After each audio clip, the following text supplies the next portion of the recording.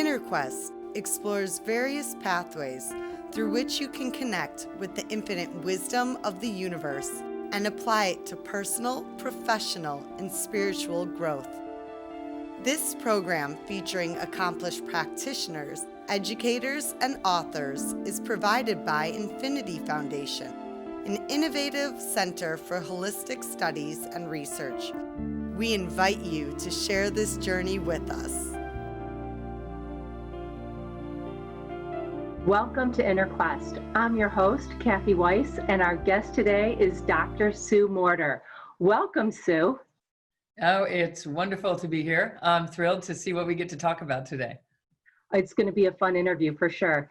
Dr. Sue Morter is a master of bioenergetics medicine and best-selling author of The Energy Codes, the 7-step system to awaken your spirit, heal your body, and live your best life. Through her internationally known book, she blends quantum science, energy medicine, and ancient Eastern practices in a renewed and powerful yet practical way. The Energy Codes helps gain an uplifting and enlightening perspective on life, revealing the truth of our being and depths of our greatness. Fantastic stuff. Let's dive in. Can you please explain the 7-step system you will be teaching at Infinity Foundation, which awakens the spirit, heals the body, so we can live our best lives? Sure. You know, we have a real tendency to live in our heads. We try to think through things and we try to figure them out so that we can analyze and predict and really kind of manage our lives and kind of actually control our lives in some way. And the problem with that is that it gets us out of touch with our deep core wisdom. And it gets us out of touch with what in our heart of hearts we would truly love to be sharing and experiencing. And we would love to be able to come up with ideas for ourselves and for our life that are truly authentic and from deep within and responding to our heart of hearts, etc. And we've lost our ability to do that in large part. So what the Energy Codes does is get people back in touch with that. The mind and the body and the breath, which is spirit in the body, have to be integrated and talking to each other. This connection has to happen. And when that connection isn't there, we start craving connection and become even addicted to connections out there. And so what the Energy Codes does is allows mind, body, breath to connect again. It allows the natural healing qualities within our system to start to be able to perform the way they're designed. Our immune system becomes stronger. Our robust ability to create the life that we're looking for becomes obvious to us, and we become empowered in a way that we've never been before. So it's basically working with the raw energy of our lives, which I'm sure we'll get to talk about. We will. Well, with the current COVID-19 pandemic, that's unfortunately our new reality, at least for the time being. With all of the unknown, how do we embrace fear and befriend doubt? Yes. Well, because everything is energy. Everything is energy, and it's all just vibrating at different frequencies. And when we started living in our heads, we started calculating in a world of duality what was safe and what was not, what was smart and what was not. And so we started ruling out certain energies that we tried to stay away from and other energies that we wanted to embrace. When in reality, to be our strongest selves, we would actually be embracing all energies and turning them into something that we would love to create because of that. And so instead, we spend our lives running away from what we call our fears and then doubting ourselves all the time about if we're doing the right thing, if I'm making the right decisions, if I'm going about the life that I'm supposed to be doing, and how in the world am I going to do it when it's just me.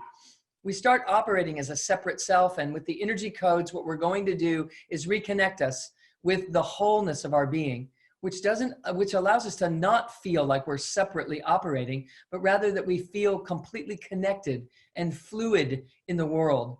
And so when we embrace our fears and our doubts, what we're doing is we are actually embracing additional energetic vibrations that are in our lives all the time, but we're always trying to avoid them.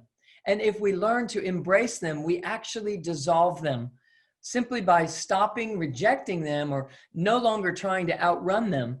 We actually start to utilize those energies for our power, Our greater empowerment comes when we embrace the very thing that we're afraid of.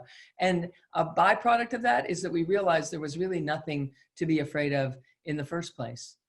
The mind operates as a separate self, and it causes us to feel alone and isolated. And when we connect the mind to the body, to the breath, to love, and to our own deep core wisdom, we begin to recognize a totally different radio station that we're now living in.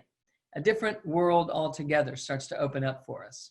A better frequency, for sure. Accepting we can do it, please explain how the body serves the mind and how energies roll forward.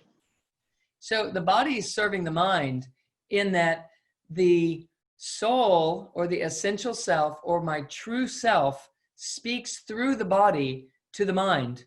And if the mind would listen to nuances and nudges and gut feelings and hunches that the body is constantly trying to translate to the mind, then the mind would know more accurately what to do in an instant, instead of rehashing it and analyzing it and asking 16 friends about it before we ever make a decision to do something in our lives. So the mind is supposed to be serving the essential soulful self. Einstein said we were given this beautiful gift of the intuitive and this rational mind that was supposed to act as its loyal servant.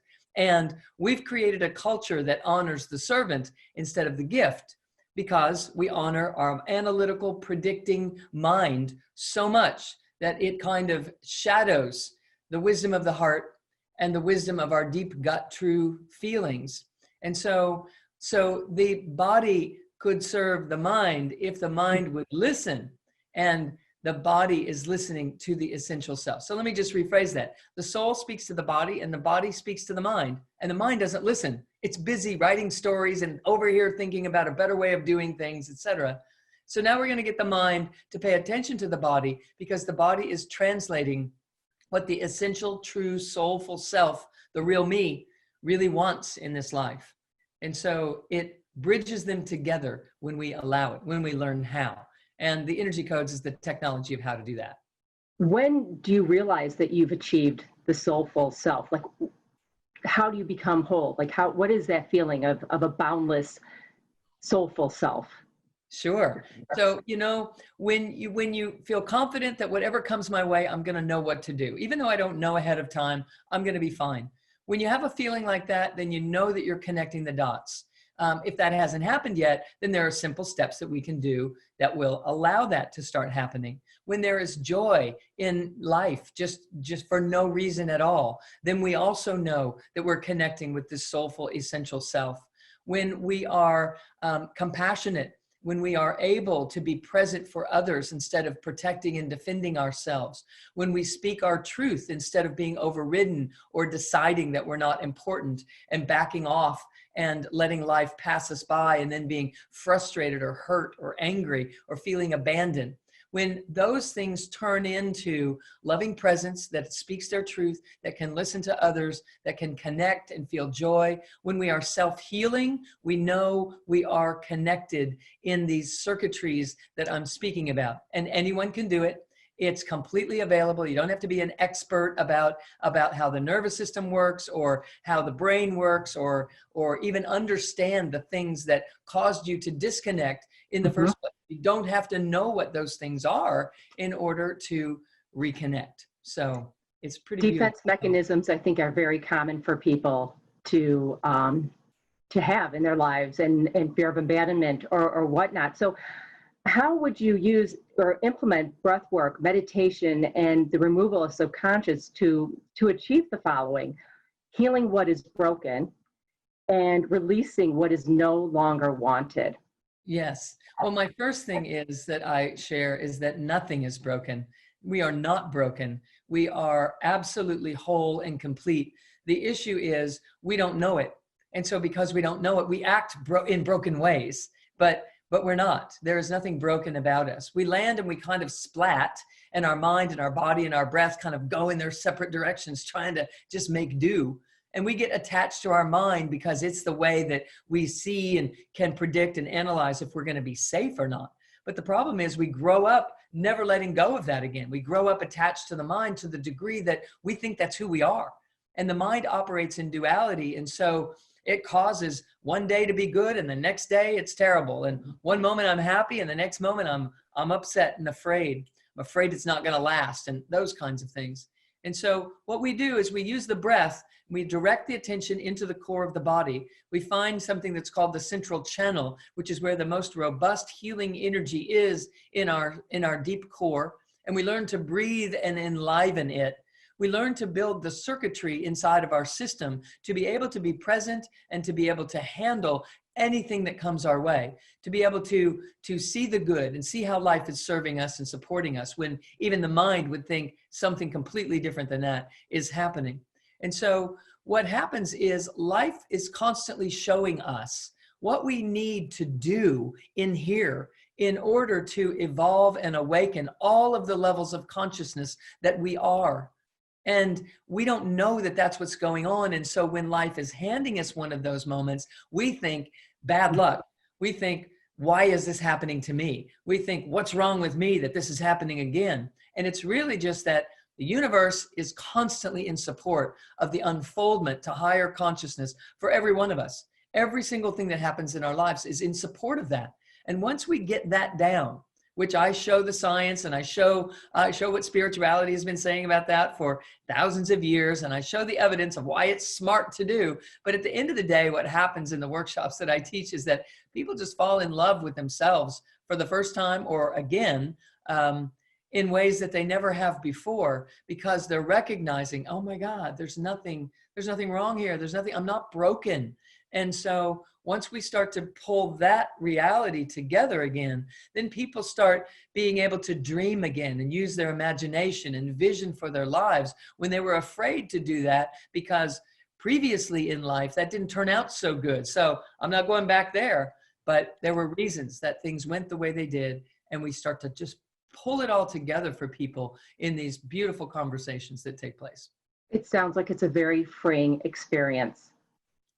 It that is. You're unburdening yourself with what is not working in your life and moving forward to grasp what can be possible and work well in your life. So it's very freeing, I would imagine. How long does it take to master the codes? Well, people will leave the very first workshop that they take with me able to begin building neurocircuitry in a different way by using their breath and their attention inside their body and letting the body tell them where they need to start working in any given moment. Every single moment that we get upset about something or that we are hurt in some situation, it's all due to a lack of circuitry of integration in our whole system.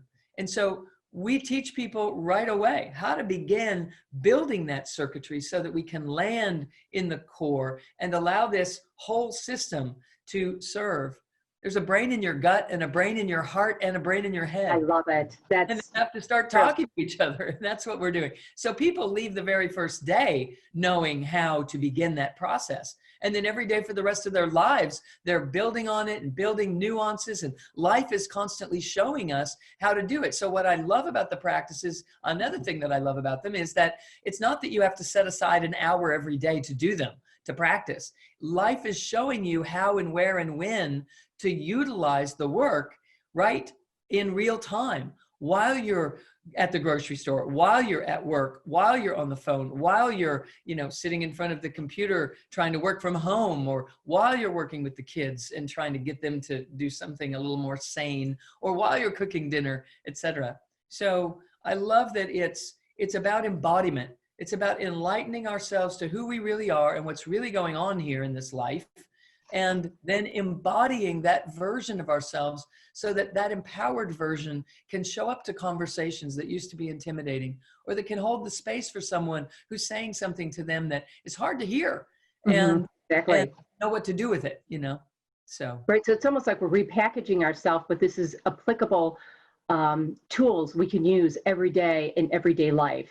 And it sounds like it's relatively simple to master. It just takes practice. And with practice, you just perfect it more efficiently.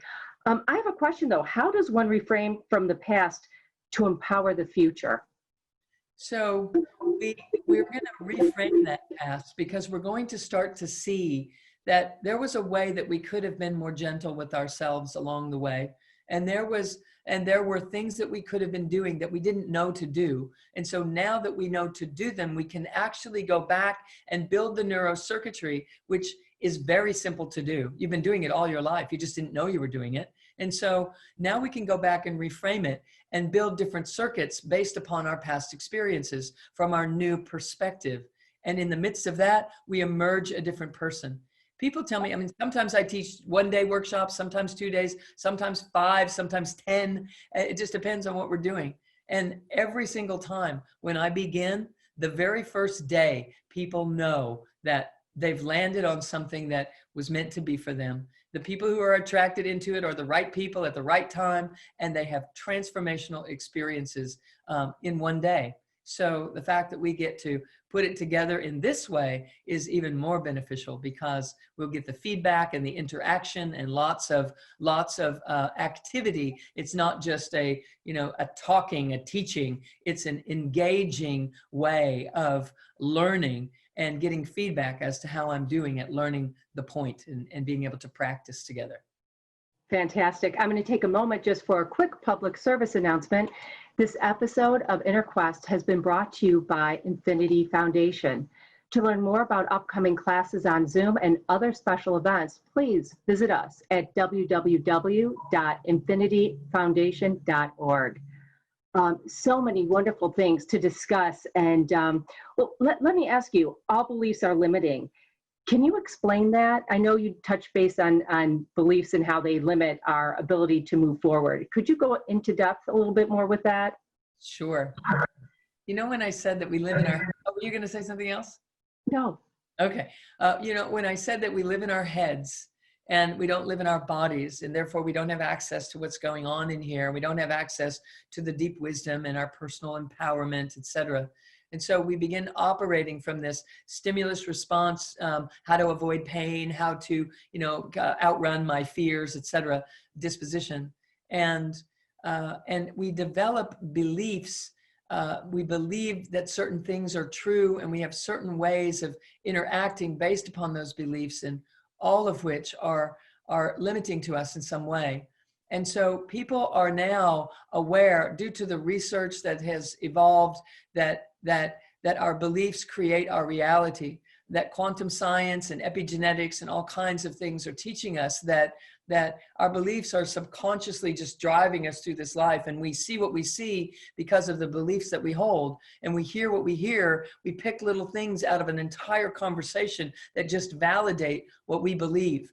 And so we know that there are limiting ways of operating in a knee-jerk kind of reactive way based upon these beliefs that we hold. But it's important for people to realize that our beliefs are just thoughts that we've been thinking for so long that we think they're true. Just because they're limiting our ability to try new things in life. Yes, and it keeps us in a box, and it keeps us from just going for it. And when it's time for us to break out of that, we get attracted to conversations like this because we're like, I know there's something in that for me. And so the question that you asked about all beliefs being limiting, and what I mean by that is that no matter what our beliefs, like, I don't want people to just think that it's time to find your limiting beliefs and change them and then believe better beliefs. Because if we could find our limiting beliefs, we would have already, but they're very suppressed into our subconscious. And so that's difficult. But I also don't want people to get themselves out of the box only to create a bigger box that they're now living in, which feels better, but eventually they're going to outgrow that box too. And then they'd have to create a bigger box and a bigger box. And what I'm really trying to do is, instead of creating a box that you can count on that's filled with more positive beliefs, if we could just learn who we are, then we don't have to have a particular belief in any particular way on certain topics, and we're still okay. We're completely fine just showing up, and we don't feel threatened. So here's the thing about beliefs. The moment we land on specific beliefs, we have something we have to defend. And the moment we start defending those beliefs, the moment we are now no longer available to infinite possibilities, we're only available to the possibilities that fit inside of our current belief. And if you would think when you were 10 years old, you had certain beliefs, and they're not true, and you know they're not true anymore. And then when I you're hope not. you change them, and then you change them again. So, this is about who would I be without having to depend on my beliefs in order to get through life? What if I could just feel in the moment if this was true for me or not, and I had the wherewithal to take action upon that and have confidence and faith that it was going to unfold. And based on my experience, that is the case. It unfolds beautifully when we learn how to tap in to these brains in our body and allow them to speak together in a cohesive fashion. Then we're available. We're available and we're open to possibilities of things that we never even considered before. And it turns out bringing that much joy, that much more joy into our lives than we've also ever experienced before. When I think of beliefs, I think of goal setting. So my question is, well, what is the difference between goal setting and perceiving the purpose of life, or maybe the life we're intended to lead? Yes, good question. Great question. So we have a tendency when we live in our heads, we look around and we see what everybody else is doing, what everybody else is thinking, what they've accomplished, what they've acquired, those kinds of things that we start measuring ourselves against. And it's never a good idea to start doing that because we make up that it's better for them than it is for us. And based upon the limitations that we already hold in place about us, we think, well, I could never achieve that. It's probably not going to happen for me. And so we just get caught up in setting goals for ourselves from this head place that are externally oriented, that are comparative in nature. So often I've worked with hundreds of thousands of people, and I have to say that the majority of people's number one issue in this department is that they're operating in their lives from the outside in instead of from the inside out. And they're setting goals or visions for their lives based upon a point of comparison that they are checking out from the Joneses across the street or anyone else who's their age, or people in their industry, what they should be like, or mothers of kids and how they raise them and how good of a job did I do, or how good of a mom am I, type of thing. And what I know is that ultimately when we understand the purpose of our life is to awaken to our own personal true signature magnificence, our own true goodness, and to allow that to reveal without us getting in the way, without us interrupting it, but rather just opening ourselves and letting this divine truth come right through us and out into the world. When people start to recognize that, oh, that's what I'm supposed to be doing, that there's this huge universe that's trying to pass through me and express out into the world, and all I have to do is learn how to let it flow, then once we start to realize that, we're in touch with the purpose of our lives. And things beyond what we would have set as goals for ourselves based upon the beliefs that we had will happen. Things bigger and better and brighter. I have to say that that's what's happened in my life. I was a very shy, very intimidated young person. I slept on the floor of my closet as a kid. I was just so not okay. And I can't believe that my life has unfolded like it has, which is a good thing, depending on my beliefs, because, I would still be on the floor of my closet if I was going to gauge what I participated in and what I thought was possible for me based upon my history and my surroundings. That I connected in here at a point in my life when I sought out meditation, and instantly things started connecting. And all of a sudden I was tapping a higher vibration, a higher intelligence, a deeper sense of wisdom started being stirred inside of me. And suddenly I'm listening to something that is, eons old, but I never knew that she existed until I found her. And that incredible trusting process. Pardon me? I was going to say, it's an incredible trusting process that you went through. Yeah. To move on from a young child to where you are now and developing these 7 codes that people can apply to make their lives better. Yes, I never could have done it without what I'm sharing with people. In fact, what I'm sharing with people as the energy codes is how I connected the dots on what happened with me. I started meditating and instantly had this huge awakening, this multidimensional exposure to my consciousness. And I spent the next 10 years of my life trying to figure out how to bring that in here so that I could reproduce it into my life, bring it into my life. I didn't even know that it was about coming into the body and building neurocircuitry. I had to figure that out. And having been trained in natural health care, I had a real appreciation for how the nervous system worked and how the body worked and how the psychology of it all was also integrated. And I healed a scoliosis in my body. I healed migraine headache patterns in my life that were keeping me from going to work about 1 day a week for months on end when I sought out meditation and this thing started happening. So I knew there was a real application for it. And I just devoted my life to figure out what was this that happened and how do I reproduce it? How do I get back into that state? But I awakened as me, but I wasn't in a body, and I could see 360 degrees around me and in every direction in a light so brilliantly bright. It was 10 times brighter than the brightest day in the desert that I had ever seen. And I could see the earth beneath me about the size of a marble, and I was embedded into it up to what would have been my knees, but I wasn't in a body. I was just this ray of light. It was phenomenal experience, changed me forever. And I Apparently. knew every Wonderful. single one of us was that. And I was completely satiated and gratified and satisfied, and there was nowhere to go and nothing to become. There was nothing to prove. And I learned then in that instant that no one was broken. There's nothing missing. There is nothing wrong. We just don't have access to the truth of who we are until we do. And so that's what I'm teaching people, how to connect and to find. It sounds like true enlightenment, which is phenomenal. It was a phenomenal experience beyond anything. It's almost unspeakable, but I try to put words to it just to convey to people what is possible. The outcome of it, I guess, is the most important thing, even though I had this amazing, beautiful pink iridescent, illumination and colors and seeing all kinds of lights.